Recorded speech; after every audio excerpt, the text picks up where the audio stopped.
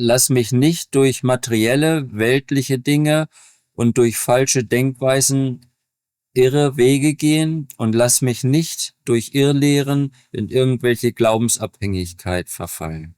Eben. Ja. Das ist genau das. Ja. Ja. Das ist eigentlich dann offensichtlich. Obwohl allein das Materielle ist so allgegenwärtig. Mhm. Alle Werbung zielt ja auf Konsum ab. Ja. Also ist ja die meisten Produkte, die beworben werden, braucht man nicht. Mhm.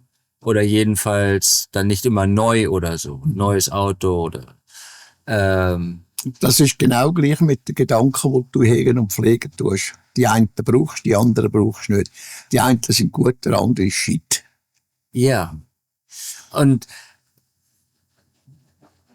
da verschwendet man so viel Lebenszeit schon, wenn man diese ganze Werbung sieht. Wieder nichts. Ja. Die meisten Produkte hast du überhaupt, Ja. Wo dir nicht keine Erkenntnis bringen, keinen Wert und überhaupt nichts. Ja. Oder dir sogar gar nicht gut tun. Oder so. Ja, oder wo das Gegenteil bewirkt ja. von gut, oder? Ja. Also schlecht. Ja. Ja. Aber es sind immer diese, selbst wenn du das Produkt nicht kaufst, es wird dir immer so ein Impuls zum Konsumieren gegeben. Ja. Ne? Ja. Also. Das stoßt so lang, bis du drüber wirklich weg bist. Ja. Also für mich funktioniert das nur, dass ich eben keine Werbung gucke. Ja. Ja. Kannst dich nicht mehr beeinflussen lassen. Ja, weil ich mir eben eingestehen musste, sie beeinflusst mich halt. Ja, eben, ja. Ist das eben nicht mehr beeinflussen lassen. Daher ist das Einzige für mich eben keine Werbung, also eben kein Fernsehen. Richtig. Oder jedenfalls so, dann, wo nicht Werbung läuft. Ja. Weil, also wenn man natürlich vollkommen neutral bleiben kann, dann beeinflusst einen das nicht. Ja, du darfst dich einfach weder vom Fernsehen noch von einem Mitmenschen noch irgendwelche Sachen darfst dich beeinflussen lassen. Du musst immer schauen, was ist die Wirklichkeit. In der Wirklichkeit alleine liegt die Wahrheit. Egal, was es auch immer ist. Und da musst du selber denken. Du musst selber sehen oder spüren oder warnen und so weiter und so fort. Du musst selber darüber nachdenken. Du musst selber den springenden Punkt finden. Was ist was wirklich? Was ist die Wirklichkeit? Was ist die Wahrheit?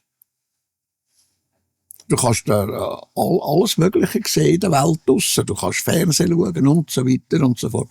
Aber da oben immer klar sein, ich nehme das nicht einfach an, was dort steht, sondern, oder was ich sehe oder was ich höre, sondern ich tue selber denken, ich tue selber dieser Sache auf den Grund gehen. Mhm. Das ist notwendig. Du musst, so wie man sagt, ein Mensch von der Wirklichkeit, von der Wahrheit sein.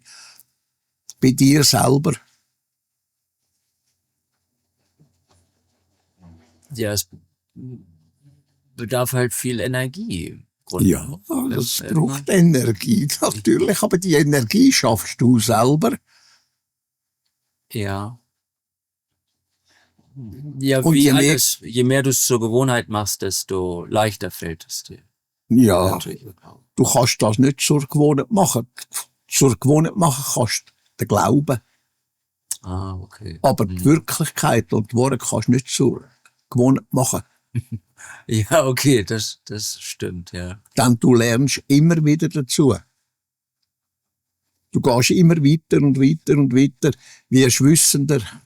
Ja. Die Energie schafft, wird grösser, wird kräftiger. Ja, ich meinte zur Gewohnheit, diesen kritischen Prozess eben alles neutral zu betrachten und ja, das ist aber nicht gewohnt, das ist der Werdegang.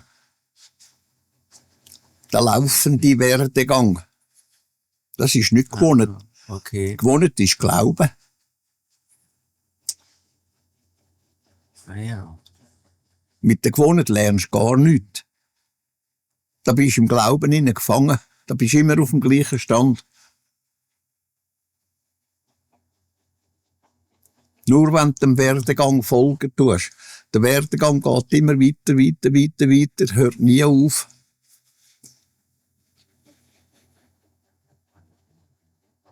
Du lernst immer mehr und mehr und mehr und mehr. Bei Gewohnheit geht man dann halt von Da gewissen bleibst du liegen. Vorannahme. Ja, da bleibst du liegen. Auf dem gleichen Stand, da bleibst du liegen. Ah ja. Das andere, was du meinst, das ist nicht gewohnt, das ist Routine. Ah, okay, ja. Das ist Ja. etwas ganz anderes. Ja. Ah ja. Ja, habe ich noch nicht drüber nachgedacht. Aber stimmt, ja. So eine Routine ist etwas, was man eben schon häufiger getan hat. Ja, was du immer wieder kannst tun, tun, tun. Das ist Routine, das ist nicht gewohnt. Ja. Gewohnt ist etwas Negatives. Ja. Etwas Passives, ne? Gewohnheit. Ja. Ah ja. Ja, das ist sehr hilfreich. Ja, weißt, der Mensch hat viele Begriffe und viele Worte und er studiert gar nicht darüber nach, was sie eigentlich bedeuten. Ja. Wir nutzen sie halt in Ja. Gewohnheit. Oh, genau. Eben, es wird nichts gedacht dabei. Es wird effektiv, es ist gewohnt, es wird nichts gedacht dabei. Ja. Bei der Routine denkst aber du, was du machen tust. Ja, du bist ja immer noch ganz bewusst und Ja, genau. es ist nur, dass es dir dann vielleicht leichter fällt, Richtig. weil du es eben Ja. häufiger getan Und die Routine, die geht immer weiter, geht immer besser. Mhm. Ja. Mit der Gewohnheit bleibst du immer auf dem gleichen Level stehen oder liegen. Ja. Mhm. Letzter Satz. Deine Macht und Kraft sollen mir bewusst sein, so auch die große Fähigkeit deines Könnens und des Wissens im Absolutum für die Dauer aller Zeiten. Und das ist genau das, was wir jetzt gerade gesagt haben. Das ist dann die Ausrichtung auf die Zukunft, dass man das auch beibehält Ja, und diesen Werdegang richtig. immer beibehält und weitergeht. Ja. Und das läuft genau aus der Routine raus, genau so wie aus dem Lernen. Sonst, wo du bewusst lernen tust, ich will jetzt oder ich tue jetzt mehr lernen, ich tue da, dieses und da, tue ich mehr lernen. Und genau so ist es aber bei der Routine. Es wird immer besser und besser. Die Routine bleibt nicht stehen. Die Routine geht vorwärts. Mhm. Sie bringt dir immer mehr und mehr und mehr. Ja. Und das ist halt, das Gegenteil davon ist halt der Glaube, du bleibst immer auf dem gleichen Level liegen. Ja. Und darüber macht sich der Mensch in der Regel halt keine Gedanken. No. Ja, das ist ja so. Ja, es ist so, ja.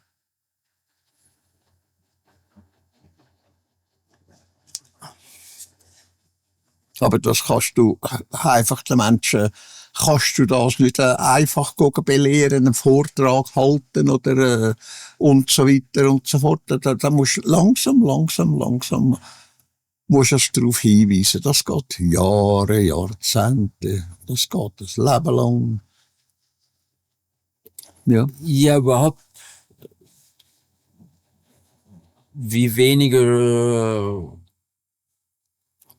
allein die Religion zu wechseln zum Beispiel, Ja. ist halt setzt ja voraus, dass man mit der eigenen nicht zufrieden ist. Oder irgendwas erkannt hat, was da nicht stimmt. Ja, genau. Aber das Richtige wäre die Religion überhaupt ablegen. Natürlich. Das heisst, den Glauben ablegen. Ja. Und anfangen selber denken. Das ist das grundlegende Prinzip. Ja. Anders geht's nicht. Das wäre dann eben noch ein Schritt weiter. Also, dass man eben damit bricht. Ja.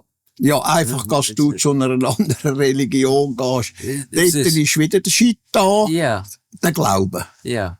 Das ist. Lernst also gar nichts. Es ist einfach eine andere Richtung von einem Glauben. Ja, eine andere Gewohnheit. Eine andere Gewohnheit, ja. Kannst du immer so, ja. Ja. Also. Es ist nicht ein Fortschritt, es bleibt auf dem gleichen Level stehen. Ja. Ja, und das ist dann schon ein großer Schritt, weil dieser Wechsel von einer Religion zur anderen zum Beispiel, du bist ein Christ und dann Muhammad Ali zum Beispiel, als Christ aufgewachsen ist, dann Moslem geworden. Ja. Das ist eben, ich nenne das immer nur Krankheitsverschiebung. Ja, das ist es, ja, das ist es. Du kannst ruhig sagen, Religion, das ist eine Krankheit. Ja. Glauben ist eine Krankheit. Ja. Oder? Und, eben das komplett aufzugeben, das ist dann für viele halt beängstigend, weil was ist dann da? Ja, weil der Mensch selber denkt, sie haben Angst vor dem selber denken und selber entscheiden. Ja, und Verantwortung übernehmen. Ja, genau. So gesehen, wie es tatsächlich ist. Die Wirklichkeit geworden. Und die sieht halt ganz anders aus als dort, wo der Mensch glauben tut. Einfach glauben, glauben, glauben. Ja. Ja, da sagt er, ja, der Herrgott wird's ja schon machen. Ja, und dann heißt es, Allah wird schon machen. Ja, genau dasselbe. Ja. In jeder Religion genau dasselbe. Wird's dann schon machen. Ob's der Heiri ist oder der Josef oder der Immanuel oder weiss ich, der Teufel was oder der liebe Gott eben, der Herrgott, ja, Gott Vater und weiss ich was, wird das schon machen. Ja. Wer gläubig ist, tut selber nicht denken. Ja. Ja, und wenn es so wäre, müsste es ja eigentlich besser aussehen auf der Welt. Ja. Wenn du bedenkst, wie viele Gläubige es gibt. Ja. Ne? Dann wäre kein Krieg und nichts. Ja, genau. Dann wäre ja Friede, Freude, Eierkuchen. Ja. Aber und dann würde jedes würde denken, jedes würde schaffen mit seinen Gedanken und überlegen und das und dieses und jenes und würde schauen, das richtig zu machen. ja. Ja. Dann wäre auch keiner auf der Veränderung neidisch. Der kann mehr als ich. Der würde sagen, ja, was der kann, das lerne ich auch. Das mache ich auch nach. Ich tue lernen, dass ich es auch kann. Mhm. Dann ist kein Neid mehr da. Oder?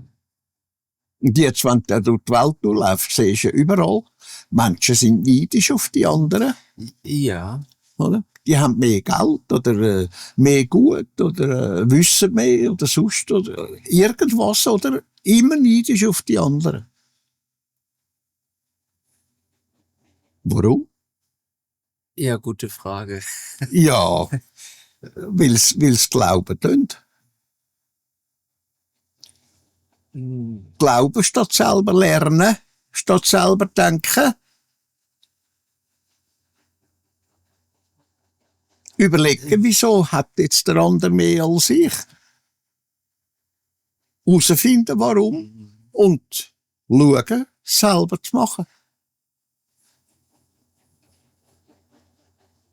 Ja. Ja. Mhm. Es geht dann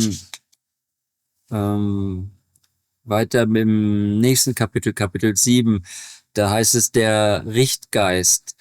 Wie könnte man das jetzt nennen? Richtschöpfungsenergie klingt irgendwie komisch. Ja, lies mal, was steht. Da steht dann, ahndet, in Klammern, richtet nicht falsch, auf dass ihr nicht falsch geahndet, in Klammern, gerichtet werdet. Ja. Das ist ganz einfach zu verstehen. Wenn ein Mensch Glauben tut, dann tut er auch richten. Ja. Er tut der andere verurteilen für das, was der andere machen tut. Ob es richtig macht oder ob es falsch macht. Es wird falsch beurteilt. Ganz automatisch. Und das falsch beurteilen, das ist vielfach, wo es dann Hass auslösen tut, wo Streit auslösen tut, wo der andere beneidet wird, oder? Weil er mehr weiss, oder mehr kann, oder mehr hat, und so weiter und so fort. Das weitergeführt von dem, was wir gerade voran geredet haben, oder? Wo der eine denken tut und der andere nicht denken tut. Der eine glauben tut und der andere denken tut, oder? Und der glauben tut, tut dann der andere wieder beneiden. Und der da denken tut, sagt, ja, der macht das und das, ich schaue, dass ich das auch kann. Und strebt dem nach. Dann ist dies Richten eben nicht nur wie bei Richter, wie vorgesehen. Nein, das ist nicht Beurteilen. Ja, ja. Also eine Beurteilung ist schon ein Richten. Richtig. Mhm. Ja. Man tut es falsch beurteilen, statt dass man schaut, was steht wirklich dahinter. Was ist dort drin? Aus was für einem Grund entsteht das oder wird das gemacht und so weiter und so fort. Und wenn man dann die Lösung findet, warum, wie, was, wo und wann, dann richtigerweise versucht man das auch richtig verstehen und richtig nachzumachen oder nachzuvollziehen. Und wenn es nur gedanklich ist. Es muss ja nicht direkt nachgemacht werden, sondern nur ein Gedanke im Nachvollziehen. Das langt schon, dass man es richtig machen kann. Das heisst also, selber denken, richtig denken, statt einfach glauben.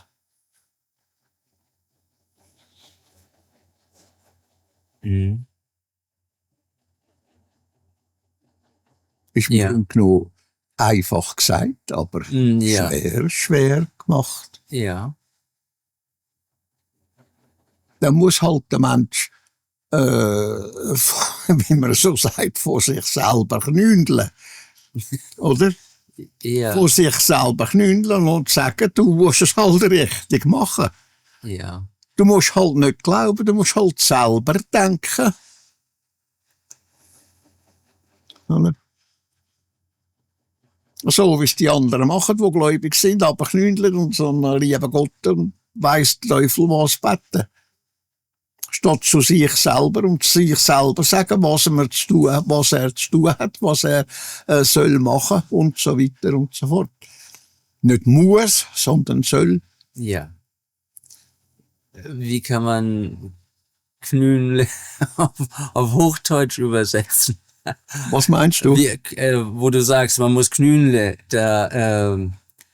man muss arbeiten dafür. Oder, natürlich. Weißt der gläubige Mensch, der knündelt oben.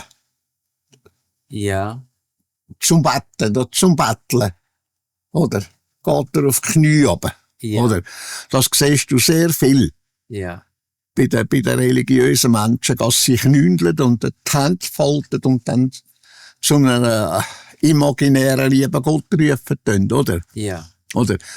Und das ist einfach bildlich gesehen, runterknündeln von sich selber. Ah, okay. Oder? Gut. Also sich selber anbeten. Ja. Ja. Oder statt sich selber sagen, da durch geht's jetzt. Das ist der richtige Weg. Selber denken, selber handeln, selber die Wirklichkeit sehen, die Worte und so weiter und so fort. Ja. Und das ist halt notwendig. Wenn der Mensch vorwärts kommen im Leben, dann muss er halt das machen. Da bleibt nicht soll, da bleibt effektiv nur ein Muss übrig. Dann beim soll heisst es ja, ich kann ja, oder ich kann ja nicht, ich will ja nicht, oder? Da tut eigentlich der Mensch sich selber vernötigen, tut sich schaden, oder? Wenn er diesbezüglich nicht sagt, ich muss, oder? Das Wörtchen muss soll man ja eigentlich nicht brauchen gegenüber einem anderen, aber man kann es brauchen gegenüber sich selber.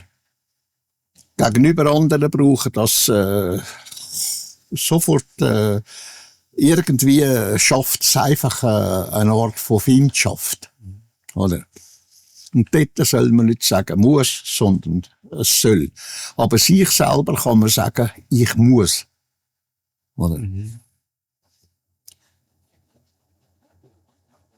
Ja. Und da entsteht dann auch nicht keine Feindschaft. Ja, genau. Kann man wirklich machen. Genau.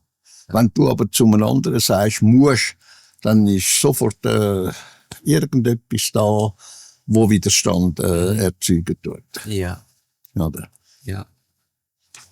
Darum soll man das Wörtchen muss nur für sich selber brauchen. Ja.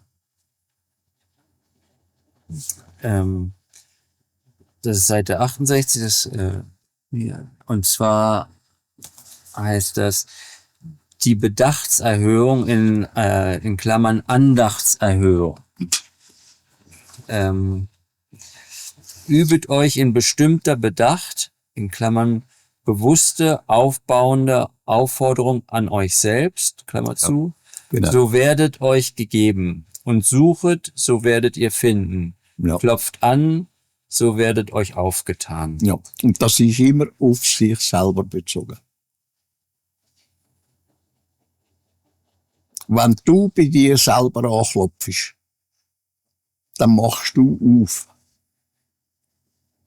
Dir selber machst du auf. Du lässt diesen und jenen Gedanken zu. Du lässt dein Denken zu. Du dir selber aufmachen tust. Du musst nur anklopfen, bei dir selber anklopfen. Und dieses Anklopfen, das ist eine Idee, die du plötzlich aufbringst. Durch das, was du vielleicht siehst oder irgendetwas hörst, klopfst du bei dir selber an und willst wissen, was steckt dahinter. Dann machst du auf und schaust. Junge, weisst du, es ist einfach geschrieben, aber die es lesen, müssen selber darüber nachdenken, was eigentlich gemeint ist damit. Müssen auf den springenden Punkt kommen. Und du darfst nicht einfach sagen, so, diese und jener Weg. Du musst den Menschen denken lassen. Es geht nicht anders. Ja, wer das jetzt aus Gewohnheit das einfach übernimmt, was er da Nein, ist, das, dann wäre nichts gewonnen. Das ist nichts, überhaupt nichts. Ja. Da kannst du rein gar nichts machen. Ja. Wenn der Mensch nicht anfängt zu denken über das, was gesagt wird oder geschrieben wird da im Buch, dann lernt er nichts. Ja. Dann kommt er nicht voran. Dann bleibt er dort liegen, wo er ist. Ja. Also sich darin üben, zum Beispiel eben diese Selbstanrufung oder eben Andacht, wäre halt gut, das jeden Tag zu machen. Ja. Das sind ja nur wenige Minuten. Ja, da braucht nicht stundenlang. Ja, um sich dessen immer wieder bewusst zu werden und sich darauf auszurichten. Ja, genau. Ja. gut. Auf der nächsten Seite schreibst du, ist die Überschrift der Wille. Mhm. Und so, vielleicht kann man es jetzt lesen. Und Das zwar, ist wieder, der Wille ist wiederum das, wenn du das machen tust, was du dir sagst, wenn du bei dir angeklopft hast, das Türchen aufgemacht hast und die Wahrheit, die dort drin ist, kannst du überdenken, kannst wirken und so weiter und so fort. Du machst das durch das, dass du dir sagen tust, ich mache jetzt das. Und ich mache jetzt das, ist dann dein Wille. ja, und dass da eben eine große Kraft hinter Richtig. steckt. Richtig. Also, wo du sagst, es reicht nicht die Energie, Nein, sondern es nein, braucht nein, auch du eine musst, Kraft. Es braucht auch eine das Kraft. ist das, was dringend notwendig ist, dass das ja gesteigert wird. Die Energie muss grösser werden. Hm. Nicht soll, sondern sie muss effektiv grösser werden. Es heisst, Gedanken muss stärker werden, stärker und die Energie daraus kräftiger werden. Ja, ist wie, wenn ich jetzt zum Beispiel sage, ich will das machen, dass da eben die Energie ist und dann, wenn der Wille dann auch dann einsetzt und ich mache es, dann fange jetzt die Aktivität dann wirklich an, dass da dann die Kraft da ist, das zu tun. Der Weg. Dann Dann kommt der Weg, wo beschritten wird. Es heisst ja, wie heißt der Spruch? Wo ein Wille ist auch ein Weg. ja, ja, Aber der Weg ist da, der hat der Mensch zu finden. Durch sein Wille. Ich will das. Ich will den Weg finden. ja, Oder? Und dann fragt sich, was für ein Thema das ist, oder? Dass das Thema angeschnitten wird in den Gedanken durch den Wille. Ich will, oder? Dann kommt der Weg und auf dem Weg tut er dann beschreiten, das, was gedanklich eben vorhanden ist und soll weitergeführt werden. ja. Und mein Eindruck ist, man kann sich da leicht selbst Stolpersteine stellen, indem man versucht, den gesamten Weg vorherzusehen. Richtig. Und das geht nicht. Das geht nicht. Das kommt immer falsch raus. Ja, du musst einfach anfangen. Ja, richtig. Und auf dem Weg siehst Das ist genau gleich, wenn du einen Satz schreiben willst. Du fängst beim ersten Buchstaben an, tust dich Satz, Buchstaben für Buchstaben aneinanderreihen. Ja. Und dann ist der Weg vorgegeben, wie du das gestalten willst. Ja. Also man könnte zum Beispiel, gutes Beispiel mit dem Buch, man kann sozusagen die Kapitel planen, aber man könnte jetzt nicht sagen, der 8. Satz im 15. Kapitel ist das. Nein. Das kann man jetzt noch gar nicht Das sagen. ergibt sich erst durch das, was du schreiben tust. Das, dieses und jenes und zu dem Punkt kommst, wo dann das Rede gebracht wird, wo du gemeint hast. Ja. Voran geht's nicht. Das heisst, du musst zuerst lernen. Da ist dann effektiv das Muss dahinter. Ich muss es zuerst lernen. Nicht ich soll's lernen, sondern ich muss es lernen. Wenn du dran bist, dann musst du es lernen. Ja. Und machen. Ja, lerne, was sich auf dem Weg ergibt. Richtig. Ja. Weil das ist eigentlich ein ständig wandelnder Prozess. Genau. Also Schreiben ist dann ein gutes Beispiel im Grunde. Ja. Wenn man einen Aufsatz schreibt, auch wenn es nur eine Seite ist, Ja. du weißt noch nicht, Wie es Sand kommt. Ja, Das weißt du Ja. nicht zum Voraus. ja, Das siehst du erst, wenn du den letzten Buchstaben schreibst, den Punkt machst. ja, genau. Ja. Gut, ja. Ich muss langsam. Ja, muss vielen über- Dank. Ja, gern Danke. geschehen.